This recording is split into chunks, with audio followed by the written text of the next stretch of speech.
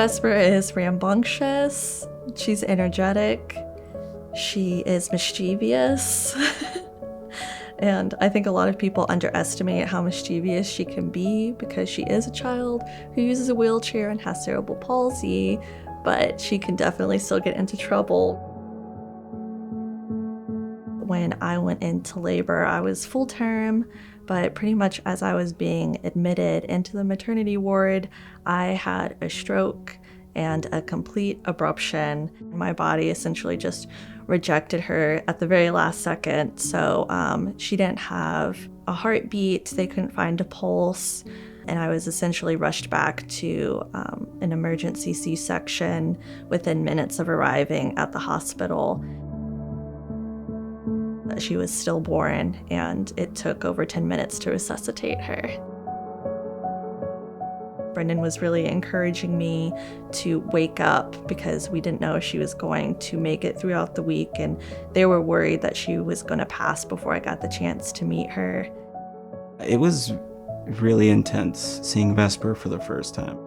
Seeing her on like a cooling mat and seeing the doctor describe what was going on. I remember just seeing how fragile and swollen she was and thinking, what's gonna happen? She was in the NICU for about a month. Pretty much midway, she started waking up. She opened her eyes. Her brain had more activity. It was showing something. They said that her best case scenario would probably be a year. After she came home and before Siskin and before we had really connected with other families, we definitely felt pretty lost. There were a lot of tears. We didn't know what to expect.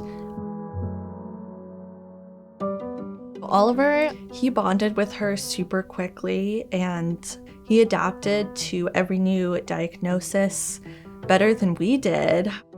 Their bond is the sweetest thing I have ever seen. They like to wrestle.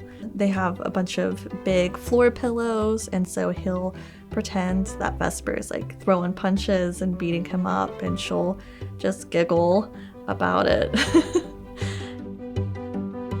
When we came to Siskin, it allowed me to let her go play with other kids and let go a little bit and not be so worried so much about her. It really showed us that the medical side is important, but so is the play and the family memories and the experiences of being a kid. Siskin has set the bar really high. Let's use just this space here and we'll do some walking. We started with just physical therapy, and then shortly after we added occupational therapy, and now we're looking at adding speech therapy because she's also profoundly deaf in both ears, which was a recent discovery. They did the hearing tests and they tried the hearing aids on her. She was almost asleep, and they put the hearing aids in and she started cracking up laughing. It was probably the most precious moment we've had with her. Oh, did you hear that sound? I think developmentally, she has grown a lot because of Siskin. There was a lot of things that we didn't know as far as her development that Siskin really brought out of her. We were kind of just blown away about all the services Siskin offers.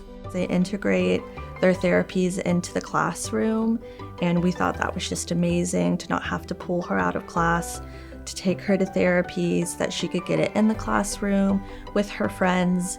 It's really important to have a team of teachers and doctors and other families who believe that your child is a valuable, playful, imaginative child, and don't just stick them in a corner or don't want to ignore issues or accessibility issues in a school setting, because that matters.